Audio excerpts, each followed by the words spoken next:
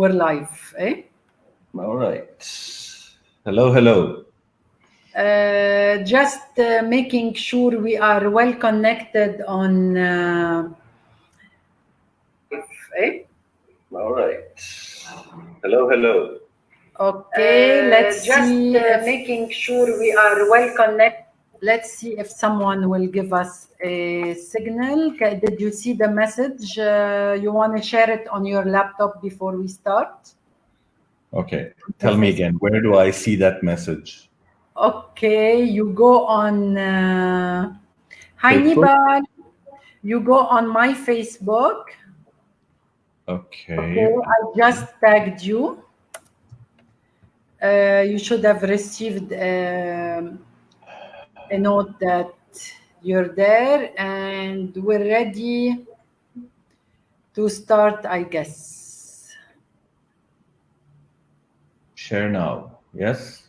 Share now. Okay. Okay? Yep. And Alec shared my video.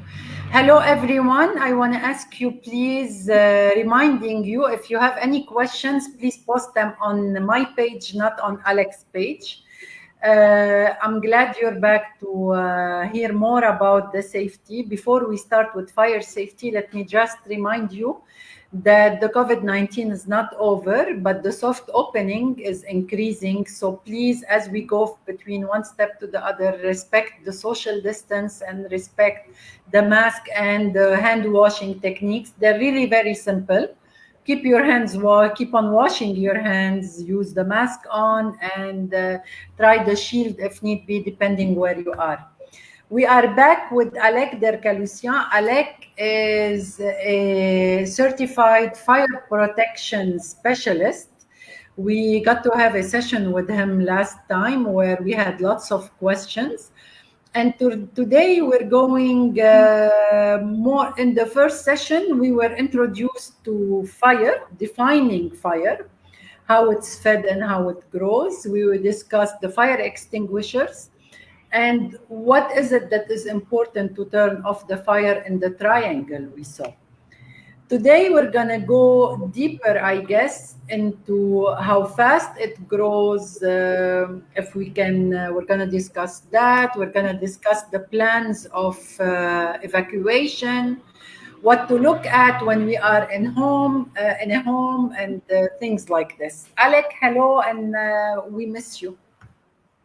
Hi, how are you? Miss you too. Today, I want to concentrate on fire safety at home because I think that's a big topic that we need to discuss.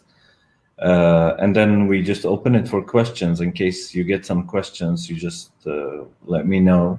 I have them. Yeah, okay. So basically, like Badia said, last week we introduced the concept of fire, what it is, what are the types of fire, what are the types of fire extinguishers to use in certain situations. But mainly I want to start today with talking about fire safety at home, which is most important because everybody's staying at home now. So there's more chance for fire because most fires are human related, believe it or not. Yes. I'm going to try to see how I can share my screen again. You go down on share screen. Yes. Yes. Connect whatever you have, and I will be sharing it from my side. Okay, so I want to share this one. Hopefully you can see it. It's on, and everyone can see the picture and both of us. All right. So if you remember last time, we talked about what causes deaths in fire. And we said the number one cause is smoke. It's not fire itself. So that's why I want to start with this slide. A small smoke detector costs roughly about $20 nowadays. And it has a 9-volt battery that you need to change once a year, not more. Most of these units have a self-test button where you can test it once a month to make sure that it's working. And the minimum you need in a regular apartment is 2, okay? But if you can't buy 2, buy 1, okay? And don't put it inside the kitchen. A lot of people say, oh, fires start in the kitchen, so let's put the smoke detector in the kitchen. No, you put it right outside the kitchen at the ceiling level. And you don't put it at the corner of the ceiling. You have to be at least 10 centimeters away from the corner because smoke will not reach there. Okay? So you put it at the ceiling, but a little bit further away from the corner of the ceiling with the wall, right outside the kitchen. The reason I say put it right outside the kitchen is because everybody cooks, and sometimes when you're cooking, you have some fumes, you have some smoke, you have some vapor. And although these smoke detectors are very well built, but they are not made to analyze the type of smoke that's sensitive. So if you put it inside the kitchen, you're going to have a lot of nuisance alarms. So you have to put it outside, right outside the kitchen area, so that if the fumes go out of the door of the kitchen, okay, that means you have a hazardous situation, it sounds the alarm. What happens is when people put it inside, because it sounds the alarm while you're cooking, they end up putting the ladder, going up there and taking out the battery, and then forgetting to put the battery back in. So this causes a big problem because then during a real fire, you don't have a smoke detector sounding an alarm. So that's number one. Number two, you put the smoke detector in the corridor between the bedrooms. Okay. Now, if you can afford to put inside each bedroom, that's fine. If you can't, then you put one right outside the bedrooms. And the reason we put right outside the bedrooms is because, again, if there is fire anywhere in the house, if that fire is approaching the bedrooms, then you would have the alarm notify you. Okay? The other time we said 99% of the people die from smoke. And believe it or not, I have a question, Alec, on that note. yes. Are those smoke detectors, they detect the heat, or do we have time to leave the room, Yes, or yes, of course, of course. or, or smoke or the heat? They detect the smoke, but it's not when the smoke is already filled in the room. Okay. Even before you see the smoke, they detect the smoke because they detect the carbon monoxide particles in the air. Okay. Okay, so if the smoke alarm is sounding, if it's operating correctly, that means you have ample time to leave the area or to fight the fire. Okay. Okay, it's not going to sound the alarm when the smoke level is very thick and it has reduced from the ceiling. No, it's going to sound the alarm much prior to that. So you don't have to worry about that point that you just made. So just to continue my idea about why we're putting it in the corridor, like we said, 99% of the people die from smoke, and 97% of those people who die from smoke die when they are in their sleep.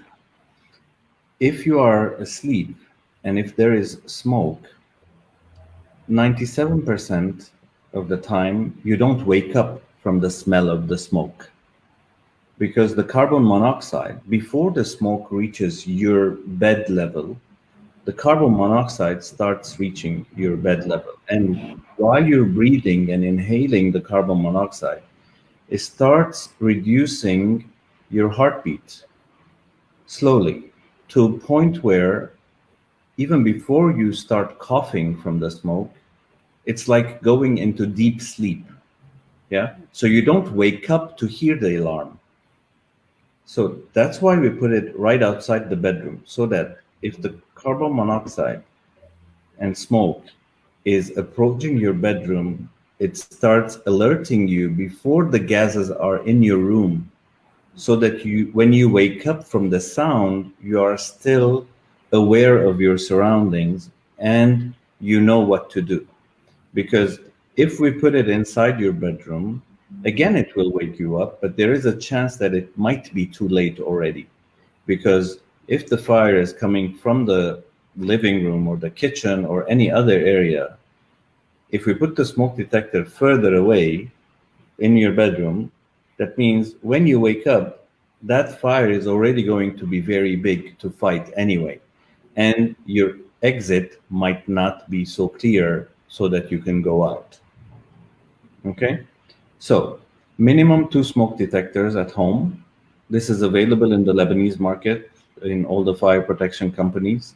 Just make sure that it comes from a good source. There's a lot of cheap equipment out there, and I'll remind you, like I did last time, don't go for the cheapest product when you're buying fire safety product. Okay, go for the best always, because you cannot bring back a life. This is not like a regular appliance like an air conditioning or like a microwave where you go to buy something and then you say, oh, this is a better deal, let me get this one. Yes, if a microwave doesn't work, if it doesn't work, I'm not saying if it works incorrectly, because that's a even higher danger. But let's say if you get an air conditioner which is cheaper than the other brand, if it doesn't work, the maximum you're going to be is you're going to be very hot and you're going to need a fan and this and that. If a smoke detector doesn't work, it's your life at stake. If a fire extinguisher doesn't work, it's your life at stake. So when you're buying safety products, it's not the general term of, oh, let me get the best deal. No, you have to get the best product, period. This is my advice. Spending a few dollars extra on safety equipment is never going to put you out of food or going to make your life miserable. Believe me. You're investing in your safety at the end of the day, and this is Of something course. better qualities will last longer with good maintenance. Yes, but yeah, everything can come back. Life cannot come back. Yeah. If something happens to someone, it may be irreversible. If they get burns, maybe they can be cured. Some burns cannot be cured.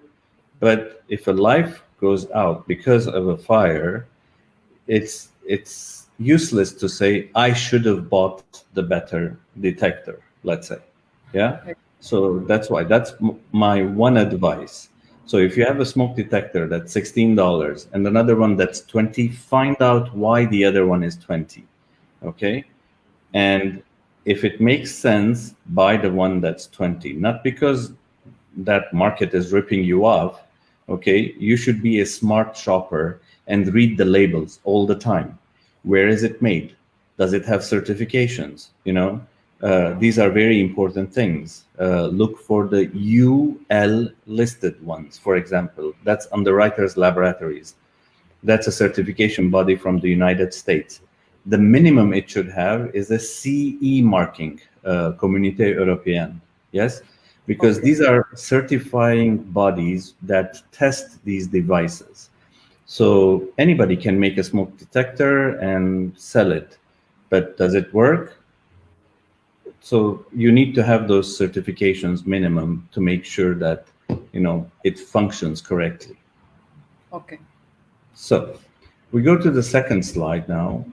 And so installing smoke detectors is the number one important. Even if you don't have a fire extinguisher at home, which you should, even if you don't have a fire blanket at home, which you should, at least you should have a smoke detector, minimum 2. Yeah. But if you can't afford it, buy one now and buy one maybe after a month. Yeah. And for those who just joined us, we don't. If we're putting it in the kitchen, it's preferably not. Okay. It's right outside the kitchen. Right outside the kitchen. Yeah. And the other priority in the corridor of the bedrooms. Of the bedrooms. Okay. Yeah. All right. And the other, because people just joined us, they detect, the smoke detectors detect the carbon monoxide that take us into deep sleep before the flame reaches us. So that's Correct. why it's important to have it outside the bedrooms.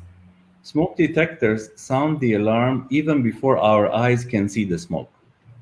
If there is something that's burning on the stove, for example, that's starting to give out carcinogenic gases, that alarm will sound. Okay? Okay. So, any other questions on smoke detectors? No, we're done for now. For Okay. now, I can come back. Yes, of course. We talked about the causes of fires in Yes. homes, and we said cooking is one of the causes, candles, and one of the important causes is electric fires. And electric fires start not because of faulty equipment, but mostly because of faulty extension wires. Fish harami. Yeah. Yes, we said it last time. So these things are usually there because we cannot reach the plug that's, the socket that's on the wall. But these don't mean that, they are safe. They have a certain capacity of how much you can load these things. And sometimes we get these things. If you look at this picture, it's taking electricity from somewhere and then it's giving it to another extension cord Yeah. so that people can use more. So it's like putting fish harami on a fish harami. So, okay. So these things heat up if they're not maintained at a certain capacity. It usually should say on there, it's good for 10 amps, 13 amps, 15 amps. Okay, it should have a button on it, on off, so that when you're not using the equipment, you can turn it off so that it does not transmit the electricity all the time. So these are important things that one should watch. Now, extension cords have two hazards. One is the overcapacity, which may make it heat up and start a fire. And the second is laying the extension cords inside your home without protection. And in case of fire, if you're going to run, you might get tripped on it. Yeah, the wire. If you remember, Badia, at school, we used to tell them if you need to put an extension cord for a presentation, we used to stick it on the floor with duct tape. Exactly. Yes? So it's a tripping hazard and a fire hazard at the same time. All right? Any questions here? No, thank you. All right. We can move on from here. Okay. Flammables. You would think you don't have flammables at home, but there's a lot of flammables. And last time we mentioned acetone, the nail polish remover, for example. Because, sorry, just to let you know, we have a habit of, like, let's say we're smoking a cigarette and then cleaning our nails. This is something you wouldn't know. I'm sharing it with you. We clean our nails and put the cotton in the ashtray of the cigarette.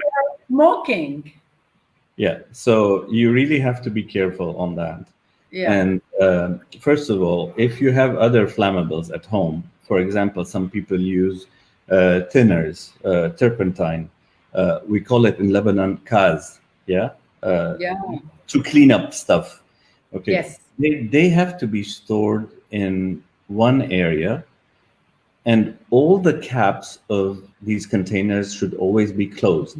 Because if the cap is left open, just like the one for the nail polish remover, it starts evaporating, okay? And if it evaporates enough that it's in the air, when you light a lighter, even if you're not close to it, it will burn, it will cause a fire. So all your flammable containers should be in the same area, closed, and definitely away from children. Yes, we want to make sure that the children can't get to these things because they're toxic as well. And ensuring the lid closes well, because some lids, when the bottle is old and we don't use it anymore, they become really loose. They keep on turning. So at this stage, we need to replace the lid. Either replace the lid or put it in a nylon bag and close the nylon bag. if you still Okay. need to keep the liquid. There are so many ways to be safe. But Oh, we're just, in these sessions, we're just raising the awareness of people of the yes. dangers that are laying around the house, but we don't notice them. Yeah. All right. Of course, we need to have a fire extinguisher in the house. And like I said, maybe it's around $50, $60, per extinguisher. And it costs you $10 to $15 per year to make sure that it's well maintained, that it's going to work when it's needed. We talked about the types and everything last time. I don't know if we need to go over that later on after we finish all these slides, but you let me know. Yes. And So one fire. more point that is very important, accessible and you know where it is. Yeah, I was just gonna say that. So where to put the fire extinguisher is very important.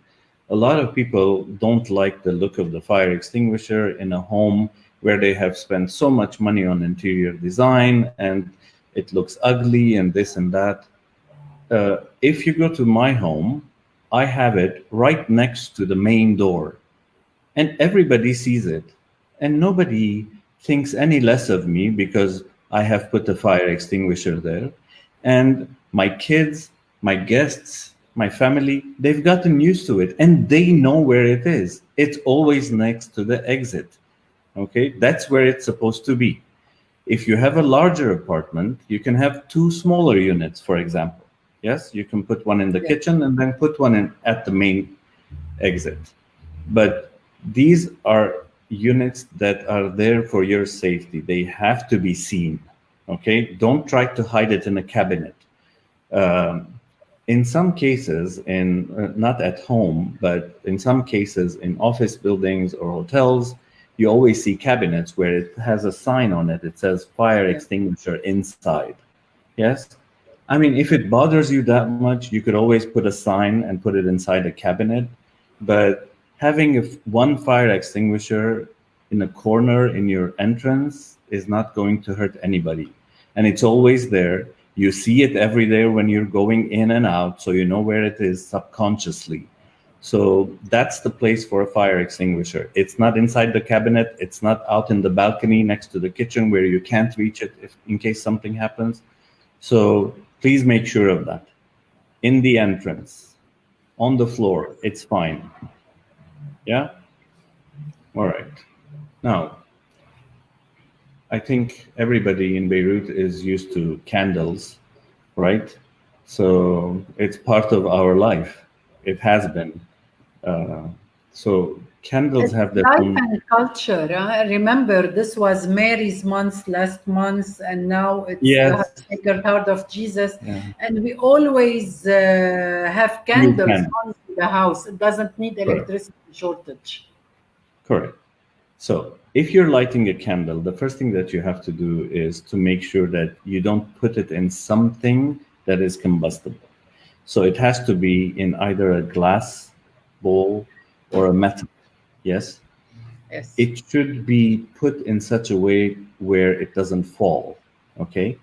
Because the candle has a wick. شو بيقولوا الخيط Okay. الخيط اللي بيحترق, right? Yeah. It's called the wick. And this wick has wax on it, melted wax on it. So even if it falls, okay, because it has that melted wax, which is the fuel, the flame does not extinguish. The flame just goes with it. Yes. So if that thing falls on something that burns, because the candle is going to melt further, that wax is going to come on that combustible. It could be paper, it could be wood, it could be material, mesh. So Yes. we have to make sure that when we place a candle, okay, for example, if this is a candle, yes, and if I want to place it in a dish, the diameter of the dish has to be twice the size of that. So if this one falls, so the radius of the dish has to be larger than the candle, so that if it's smaller, the candle will fall somewhere else. Okay? Because we use, a lot of time, we use the small coffee plate, the coffee Yeah. mug. finjan al-ahwe, Yeah. the plate of it, they use it for candles. So that candle, if it's longer than that diameter, if it falls for any reason, if it's not stuck very firmly, then it will fall outside. So if you need to put one of those long candles on a dish, the dish has to be much larger in diameter than the length of the candle. This is something very simple, and people would think I'm crazy when I'm saying this. No. But if that dish is bigger than the candle, I know it takes more time and more space, let's say, if you want to move that candle around. But that's the only safe way, so that if that candle falls, it falls within that plate. It does not fall outside. Of course, now you have those thick candles where you can just put it anywhere without putting anything underneath it. And even that's wrong, because that candle is made of wax. And if the wind is blowing in one direction, part of the side of that candle might go out sooner than the other, and then the wax will start falling outside. Yes, so we Yes. always have to put it in a safe container, even if we have those nice looking thick candles, the decorative ones. Okay, let me tell you what happened with me. I was at somebody's place and we had electric shortage, so they just put a candle on the floor. They said it's tile. I said, please, it is wrong. Don't put it in a tile. Bring the cooking pan, the big one, put the candle in it. No, we're used to it. Fine, fine, fine. One of the kids was running, okay, and kicked the candle by mistake, of course. And the candle went towards the door, the door, Yes, and that is made of wood. yeah. Okay, we It just could go to the door, it could go to the carpet, to the curtains. exactly, You know, you have to put it in a safe place. You're bringing fire into your house, whether we like it or not. It's like having a fireplace at home. Yeah, yes, when you turn on the fireplace, you really have to be there, because any spark that comes out, or any exactly. chirp that comes out from that fire may land on the carpet and may cause fire. So the same Yes, thing applies for the candle. You never leave a candle unattended. And a yes, lot of people, I mean, I've heard this because we've been there throughout the war years, and throughout now, because a lot of time electricity gets cut off at night, especially with children. When the children are going to bed, we light a candle in their room until they are asleep. Sometimes we forget to take that candle out later on. Yes? Never leave a candle on if you're going to sleep. Okay? Even if it's a scented candle and you're feeling all romantic and spiritual, no. even the Turn off the candle. spiritual one, the one with the The like Saint plastic, the red Mary plastic. and whatever, please, even those plastic as Yes, well, you have never to turn it off. unattended and never on the table. Look, I'm not against people, like doing that stuff in front of No? a statue or whatever, but do it for a few minutes. If you leave that candle on throughout the night until the next morning, it's not gonna take all your pains away. Or, I'm sorry if I'm talking like this, but you know what I mean, right? Because Exactly. No, it no, has a I'm saying, yeah, danger. It has a danger. If you want to light a candle, you go to church and you light a candle, right? I mean, it's momentarily, yeah? It's to do your prayer, and then you leave, and then somebody comes, they take that candle, put it in the sand so that other people can use it. It's the exactly, same thing at home. Lighting a candle in front of a statue all night long is not going to change anything. It's going to bring more danger to your home. So exactly. just be careful when you're lighting candles and stuff at home. And of course, when we light a candle, we always make sure that we have enough clear distance around it without any burning materials. We make sure that it's further away from windows, because the curtains might blow with the wind and they may catch fire. Yes, we don't Yes, we don't keep loose papers around it. Yes, because again, if there is a wind in the house, somebody opens the door, this and that, Those papers may fly over, may land on the candle, so we just have to be very careful. Yeah? Of Common course. sense. Common sense. This is common sense for everyone's safety. In Arabic, this is dirham wiqayi. أهم من إنطار علاج Yes. ضبط معنا المثل مرة الماضية. It's Yes. very important. All right. Where is the source of fire in the house? It's in the kitchen because we have gas, we have electricity, we have appliances, and we have combustible materials. Most of the kitchens are made of wood, so wood burns. Countertops are usually made of granite, they don't burn, but anything else in the kitchen burns, basically. And when you have electrical equipment, even if you have a blender, and if you overuse the blender, it heats up. And if next to this blender there is a piece of cloth, you know, the kitchen cloth, Yes. it might catch on fire and this and that. So, of course, the stovetop is the #1 cause in the kitchen because people, okay, I never eat fried foods at home. I've been 8 years here in Dubai, and when I moved here, I bought a small 1-liter bottle of what was it? Oh, Sunflower fried. oil, perhaps. Yes, but yeah, believe me, it was never used. Yeah, last year I just threw it away because it was expired. But some people, frying is a big part of their everyday, or once a week or twice a week. And most of the fires start when the last batch of the fries are taken out from the fryer and they Yeah. forget to turn off the stove. The stove. Okay? Because they fry in batches, okay, so they forget that the stove has to turn off when they take out the last batch. Yes? So what happens? That fire from the stove is still heating this gas.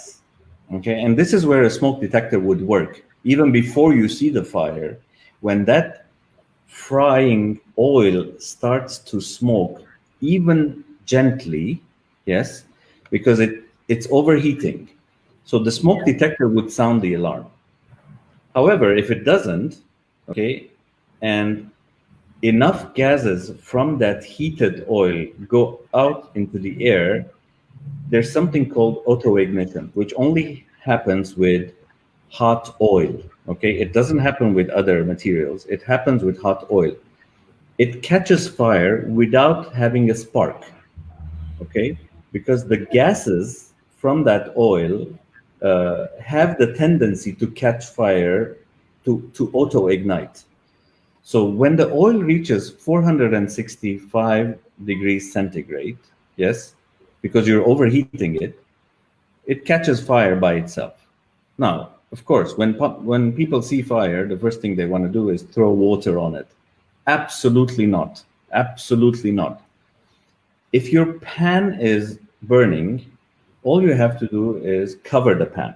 If you have the cover of the pan, you won't burn your hand. I know you would see the flames, but if you just come this way and then just cover it, automatically you will extinguish the fire. Then all you need to do is turn off the stove. If you don't have the cover, you throw in a towel, okay? Make sure the towel is not wet. If it's wet, you will have an explosion.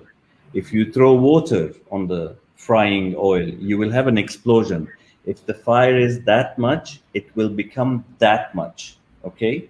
So never do. Next time I'm going to show you a video. It's just, I didn't think that I would need it right now, but next time I will show you a video where it shows if you just throw water on a oil fire, what will happen. Okay. Yeah. So basically you just have to cover it. Yes. Okay. And then you extinguish the fire. Now, of the things that we said we would buy for home safety equipment, a fire blanket is a good idea as well. Again, it probably costs between $15 and $25. Okay. It does not have an expiry date.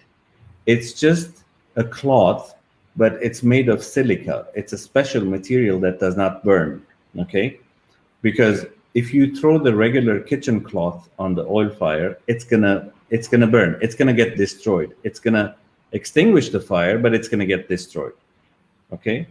Now, fire blankets are made of a special material called silica, where the material does not burn fast enough before it extinguishes the flame. Okay? This said, you can never use a fire blanket twice. So if you use it on a fire, you throw it away, you buy a new one. Okay? This is not something that you need to put in your monthly budget or yearly budget, because you're not having fires every week or every month. This is a once in a lifetime. It's like insurance. Okay? Exactly. So spending a few bucks here and there for your family's safety is not too much, in my opinion. So in the kitchen, we have to make sure that the stove, whatever is around the stove, does not burn. We don't put plastic Tupperware materials next to the fire. Yes. Even the wooden spoon might catch fire if we don't attend to it. The appliances, the blender, the microwave, everything. We just have to make sure that these equipment are well maintained. They are clean. So important. I don't know. Can you see the mouse where I'm moving here? Yes. Okay. And the gas tank away. I'm going to enlarge it. Okay. Go ahead, Alec. Yeah. So the gas tank we're going to talk about next. But here, you know, over the stove, usually we have what we call hot. Yes. The one that, the exhaust. Okay. Yes. So when we're cooking, that thing is always grabbing on the oils. Yes. So that pot has a filter inside it, which will be full of grease. Yeah. Okay. So please, it's not too much. Once a month, you just have to open it, take that filter out to the balcony. If you don't have any cleaning materials, all you have to do is put some white vinegar in a Windex bottle and spray it. All the grease will come out. Okay? And then you can just wash it with water, let it dry, and then put it back. Because sometimes, Badia, that filter catches fire from the heat of the stove. Yeah. Okay? Because it has so much grease on it. Yes. To give you information on industrial kitchens, for example, I'm not going to name the restaurants, but all restaurants that have industrial kitchens. So when you go there for dinner, they would tell you the last order, let's say it's at 11:30, okay, at night. Exactly. So what happens after 11:30? It's cleanup time. And part of that cleanup is to clean those hoods and ducts from the grease that has accumulated during the day. Because if they don't do that, then any extra flame that comes out of a pan will make that entire hood system catch on fire. And if you don't have a fire extinguishing, automatic extinguishing kitchen system there, then your hood is on fire, the ducting is on fire, because even the ducting that takes the air out has grease in it. Grease. And it's a chaos. And most of the big fires that has happened throughout history, okay, in hotels, have started in the kitchen hood system, and the ducting that goes all the way to the top of the hotel, like the exhaust, has caught fire, and from that fire, it has caused other floors to start being on fire, and people have been trapped and died because of that. Okay, so I know we're not talking about hotels now, but we have a little hot over the stove. Once a month, take the filter out, white vinegar, if you don't want to use materials, you know, like cleaning materials, white vinegar, spray it, leave it in the balcony. It will drain all the grease, and then you can just wash it and put it back. Yeah? Perfect. Perfect. Am I a good housewife? Like a week ago, we were discussing how important it is to keep white vinegar in the house for all so many things, and not for the salad. Yes, for so many things. Like for the calcification you have on the tea kettle, etc. Like for the chicken when you want to wash it, you always need to have white vinegar. It's so important. I use it at home to clean the faucets. Yes, Yeah. Because, anything. yeah, it cleans the faucets out of lime. It's perfect. Exactly. Yes. Exactly. All right. I know we are in summer, so we don't have space heaters. The Fayette Yes. nowadays. However, if we are using space heaters in the winter, if we don't have radiators, if we don't have air conditioners that blow out hot air, a lot of people in Lebanon use space heater, either on electricity or on gas. Yes? Yes. Yes. Okay. So, sorry, but yeah, let me come back here. We were going to talk about the gas in the kitchen. Yes. I The gas. apologize. No worries. I have A it lot of written. people put the gas Someone next. asked me, that's why. Yeah, a lot of people put the gas next to it here in a cabinet, okay, and they close it. That's fine if you're not going to use that cabinet for any other materials. I remember when I was a kid, my mom used to do the same thing because she didn't have any other choice. The balcony was too far away from the kitchen. So she used to put the gas bottle here. However, every time we opened that, okay, that was the place for our garbage bags so that we Yeah. could use it. Yes. So it shouldn't be a storage material cabinet as well. Okay. So that's one. So if you can put it in the balcony, it's much better because this gas is connected by a hose to the stove. Yes.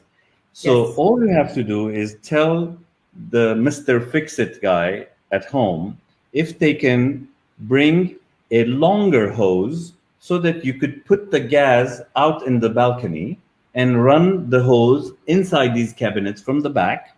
Yes, it's doable. I've done it at home in Beirut. Yeah. I've done it So as well. yeah. It's very easy.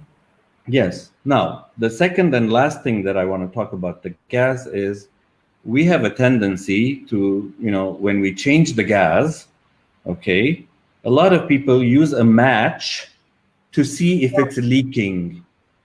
Please don't, okay? Because that gas bottle is an explosive, okay? The sponge that you wash your dishes with, make sure it has some foam from Fairy Liquid or any other liquid detergent, and just put a little bit of that foam around the cylinder's head.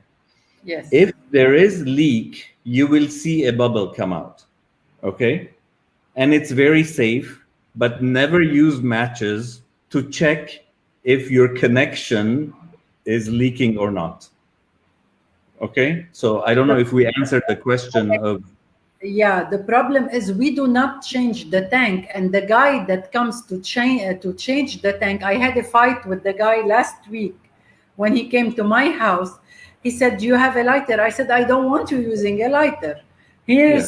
He said, "Madam, I do it daily 1,000 times." I said, "You're such a lucky man. You're still alive." Not in my house. It wasn't easy. It's the culture where they insist that some things are just simple and a joke, while a gas explosion is really severe. Yes. So, and did we answer the question about the gas? Yes. I just wanted to mention that point, and you added to it the sponge. Yes. So we go to the next slide now, which is here. So we were talking about the space heaters, yes? The Yes. Fayette. So if we put a space heater, these heaters usually give the heat slightly upward. Sometimes we put it on a carpet and we think that, oh my God, what if the carpet burns? Most of the heaters are designed in such a way that they give the heat out this way, okay, higher. Plus, heat rises, heat never goes down. So it's fine to place it on a carpet, but we have to make sure that it is away from anything that burns, like a bed, a sofa, a curtain, okay, a wooden chair. We should have at least a distance of 1 meter, okay?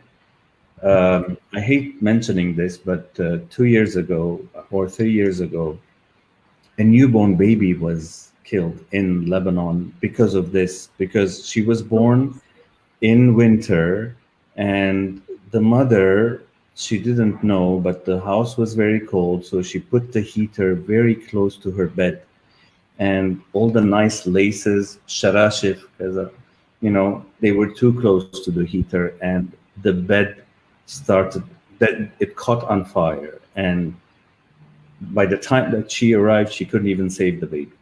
So I hate mentioning this story, but this is a true story. It happened in Lebanon a few years back. Families, Alec, who were hurt from The same the situation. space heaters. Some were gas, and the others were electric plugs. Electric. Yeah. Even never plug a heater like this in an extension. But even when you plug it in the wall plug gets really warm. So you have to really Correct. plug on and off and relax the heat. And of course, just like the candles, we make sure that we turn it off when we're sleeping. When we sleep and we're under the covers, we don't feel the cold. Okay. Exactly. A lot of people think that, oh my God, I'm going to be cold during the night, so let me keep the heater on. No. You won't get cold when you're sleeping. You get cold when you're awake. So make sure that you turn off the heaters at night if you're going to sleep. I mean, maybe this applies now, the Jabal. I don't know how cold it gets. We have many people from around the world watching and listening. No, we have people who are still using the heaters. So this is awareness everywhere. Yes. Of course, we talked about cigarettes. Okay. Smokers need watchers. If somebody's smoking, not only him, he has to be careful, but other people in the house should also be careful as well, because if he misplaces a cigarette in the wrong place, by mistake, you should be also aware that, there's somebody smoking, so I need to watch out. Yes? So it's very important for that. Okay? So we talked about that. Now, last time we talked about this a little bit. What do you do if your clothes catch on fire? Our instinct, human instinct, is that we run, okay? And when we run, we bring more air into our body. And going back to the fire triangle, we're putting in more oxygen to that fire. So basically, one should calmly, if they can, close their face so that they protect the eyes, the nose, the breathing, yes? And they just go down on the floor and they start trying to extinguish the fire between their body and the floor. We're closing on the oxygen. Of course, if there is somebody who can help, maybe they can throw a fire blanket on us, or any type of cloth on us, yes, to extinguish the fire.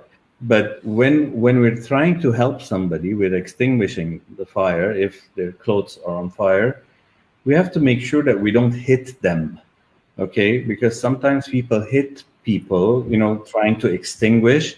And if you're hitting hard, if the skin is burning already, you take a chunk of that skin with you. So you have to make sure that it's just hold, cover and hold. It's not doing that. Yeah. So it just cover and hold so that the flames get extinguished. Yeah. Very important. I know that it's easier said than done. And if one is in a fire situation, the panic and this, but that's why we have awareness sessions like this. It's because we need to tell people ahead of time how to react in a situation. Yeah. So you stop, drop, and roll, and you can practice this with your kids. If you have small kids, you can just make it a fun activity to make sure that those kids can help themselves if there are no people who can help them. Yeah? Exactly. This is so important. And please, Alec, can you mention if they put glasses on their face, if they wear glasses and they want to stop, drop, and roll? If they're wearing glasses, of course, you can just throw away the glass because you don't want that plastic on your head. But if you can't, it's fine. During the panic, because some people see, like, if I take out my glasses, I can still see you, although a little blurry. But there are people, if they take out their glasses, they can't see anything. So Yeah. depending on the situation, but but the fire might not be in this area. It could be on the pants and stuff. So they don't need to worry about that Okay. at this point. Okay. We talked about smoke always going high because it's hot. So if there is smoke inside the room, in the corridor, we make sure that we crawl under the smoke. Yeah? Because if we stand up, we're going to be inhaling that smoke. The clean air would still be around the floor. Okay? And if we have anything that's cloth, even an extra t-shirt or something, or a towel, we can just hold it against our mouth and nose. It will prevent a little bit from the smoke reaching into your lungs. Yeah. Okay. You said the smoke would still be high. You used the term still.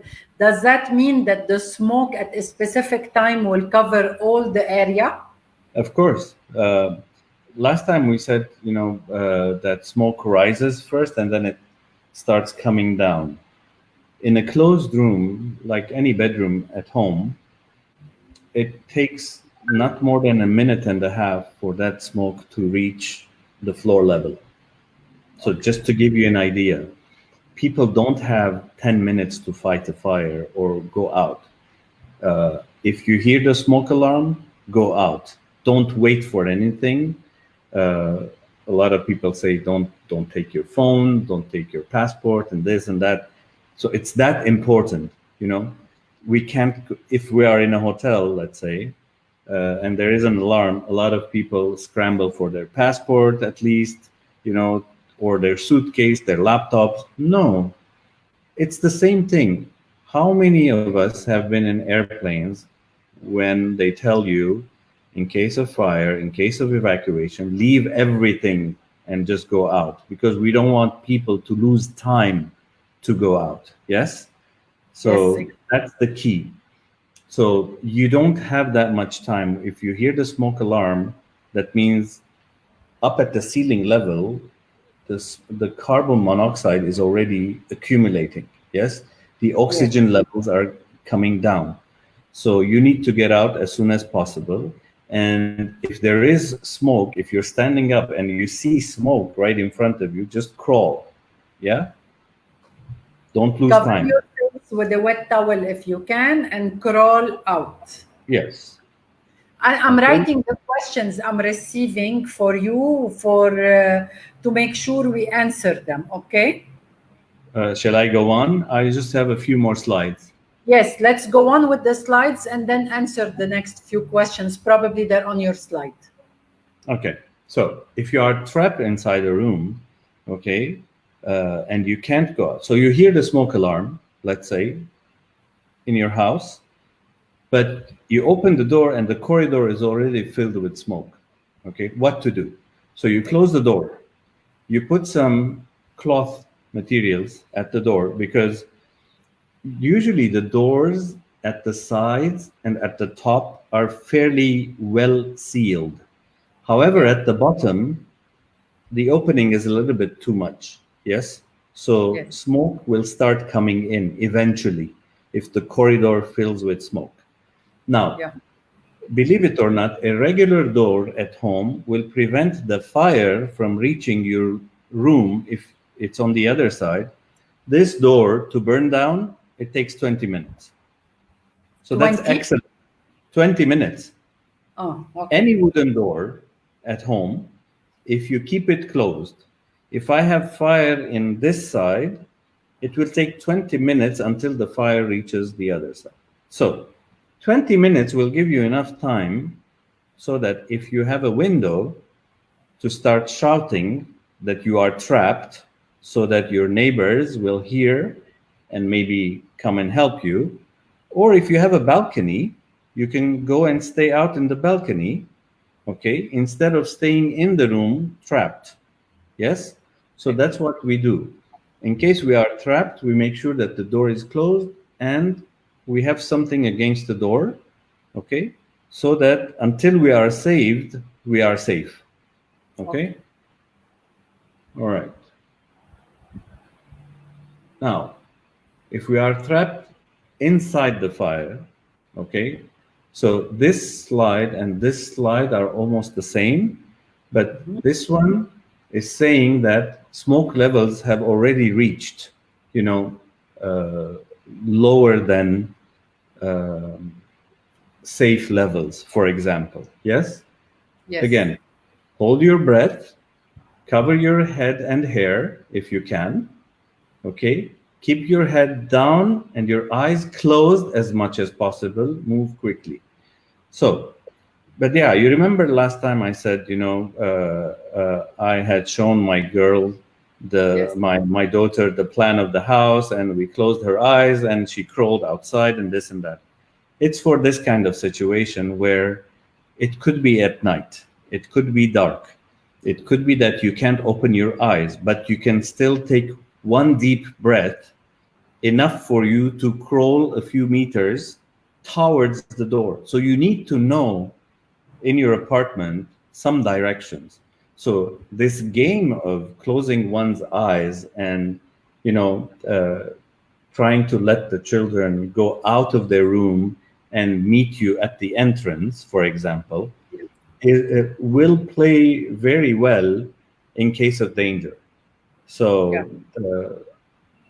people have to practice, you know, and practicing without the fire is much better than practicing during the fire.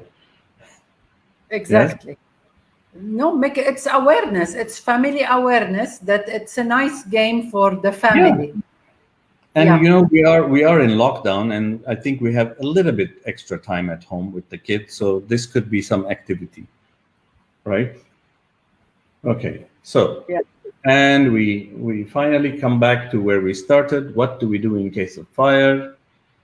We raise the fire alarm. If we have a smoke detector, the smoke detector is raising the fire alarm for us, so we don't lose any time. Yes, but if you are at home, you can shout because, you know, fire, fire, and people will be alerted if they are in a different room. Yes? Yes. We telephone the fire service. I think the number is still 125 for Lebanon, Difa' al-Madani, civil defense. Yes, and in the and in Beirut, it's 175. Yes. If you have a fire extinguisher, use the appropriate fire extinguisher and then exit, okay? When you extinguish the fire, if you're not sure that it's completely extinguished, okay, just open up all doors and exit so that, you know, at least you are safe. Of course, we do not use elevators, okay, because why? Very obvious, right? We might get trapped in the elevator. Exactly. Yes? Yeah. Yes. So we don't want to use elevators. We always use staircase, because when you're using a staircase, you can see and you can hear and you can breathe, right? So if there is a danger, your eyes would see it, or your nose would feel it, or if there is an explosion, you would hear it. If you're inside the elevator shaft, basically you're isolated from everything. What if the fire is on a floor down below, and then that elevator will bring you down, and then you would open that door, elevator door, and then the smoke would come inside. It will take 2 breaths of that smoke to ground you right there, okay? Yes. You would not know how to get out from the building, okay? Last but not least, we shut off utility valves. If there is a main gas line or anything, we can shut it off. If you are in the kitchen and there is a stove fire, after you extinguish the fire, you shut off the gas so that, you know, you are safe. A lot of people, while the flames are burning, they run to the gas cylinder to shut it off. No, that's not the way to do it. You turn off the fire first, and then you shut the gas valve. Okay. I'm done. Okay. We have a few questions here. Yes. I received. How long do we have to leave a room if we are stuck inside the room? Well, With we talked about this the other time, and we said, the fires get out of hand very quickly. So I think what's happening is we're going to have a third session, and I don't know if you're happy about this or not. Okay. Are you happy? Of course.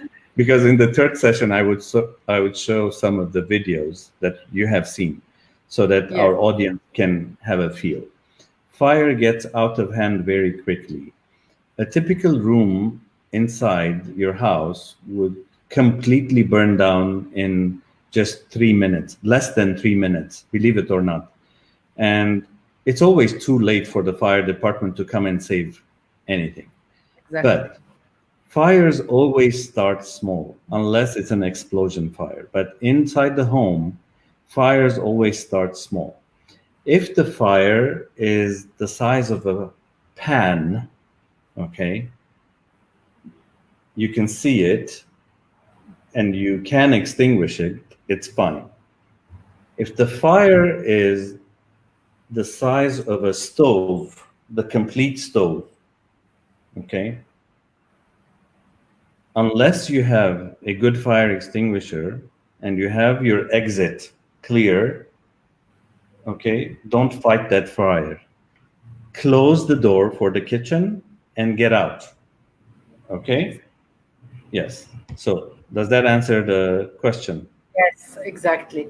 I think the next question that we're having, we're gonna keep them for next time because those are the questions that would relate to the videos probably. Yes, I How think long if people see the video, they would grasp. explain a lot.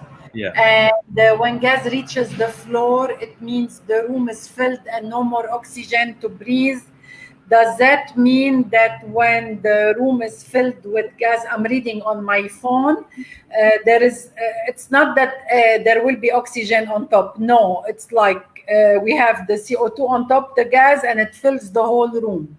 So I For think next when time. we're gonna show I think when Video. we're gonna show the videos and go specifically into different things like car, etc. Because we're doing the everyday life fires. Correct. Okay, so it could be in your car, it could be down in the bushes and the trees everywhere. So we will move on to that. Well, I'm gonna save those questions for next time. Yeah. Would you like to wrap up with anything, any word you want to tell them, anything before I say bye-bye? Stay safe, stay home. Don't get frustrated of this situation. It could be worse. And, just see you next time. Definitely. We have so much to teach you. We have Yes, so we're much going to to see teach you. you next And time, of course. You want to be here as well Friday at 4 the same time? Or we play it technically, by yes. ear and announce it? No. Technically, yes. Let's book it for Friday the same time. However, if anything comes up during the week, I'll let you know. Okay. We're going to see you next Friday, basically, at 4 p.m., trying to finish all the topics. We have the sides of fire awareness. I just want you to know, guys, that it's really important to know what to do and to hear different stories. And hopefully next time we get to see the videos as well, because really, those were life-changing to me. And although I know I'm a safety freak, but when you have a good mentor, okay, and they will guide you step by step on what to do, you will learn with time to remember and not panic, to remember the steps and know what to do instead of panicking. So stay safe, as Alex said. Thank you, Alec. Go ahead. One more thing. It's because the question is up there. So let me answer this person. It really doesn't matter which side of the stairs you're going down, okay? As long as you can feel the wall, okay? Okay. Going down the handle side is much better because you would know your way around, okay? But there are no rules for that. Yes? Okay. There are no rules for that. Okay. Thank you very much. You're welcome. We get to see you next Friday. Stay safe. Meanwhile, send your questions. I will post them all and we will get to answer all your concerns. Take Thank you, care. Badja. Bye, Alec. Thank you very much. Bye-bye.